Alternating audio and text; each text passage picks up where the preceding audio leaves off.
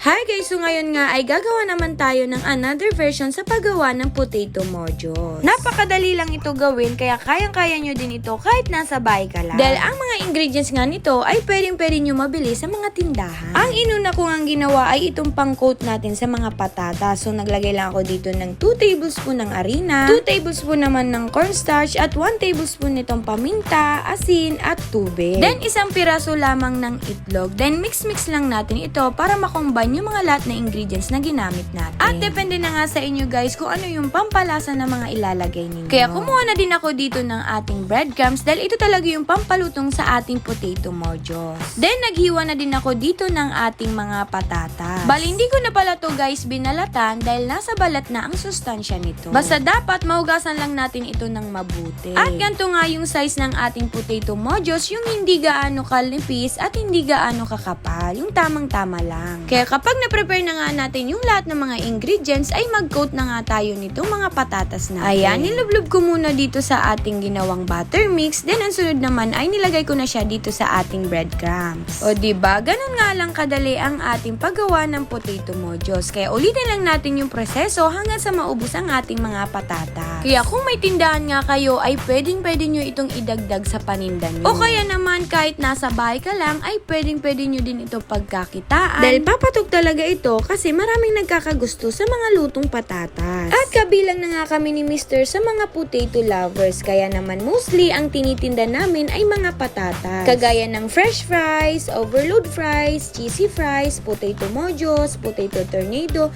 potato chips at kahit ano pa. Kaya kung nagbabalak nga kayong mag-open ng business ay pwede nyo i-add ang mga patatas. So naluto na nga pala itong crispy potato mojos natin. Bali niluto ko pala sila sa low medium heat lamang hanggang sa maging golden brown. At kapag okay na, ay nilagyan ko lang ito ng kaunting cheese powder natin para pandagdag lasa. Pero nakadepende na nga sa inyo guys kung lalagyan nyo pa ng flavoring powder. Pero kung ayaw nyo naman ng maalat, ay okay nang hindi. Tapos nilalagay ko lang siya dito sa ating paper box at may tissue para ma-remove yung mga excess oil niya. Bali sa isang lagayan pala nito ay 10 pieces na ang laman niya at may kasama ng dip sauce. Pero nakadepende din sa ating customer kung ano ba yung gusto niyang dip sauce sa ating crispy potato mojos. So meron nga kami ditong mga tomato ketchup, cheese sauce, QP, orange mayo, or yung barbecue sauce. Then nilalagyan ko nga pagkatapos ang ating mga foods ng seaweed. Kasi bukod nga sa pandagdag lasa ito, ay pandagdag palamuti din ito sa mga pagkain natin. Kaya tiyara, nakagawa na nga tayo ditong crispy cheesy potato mojos.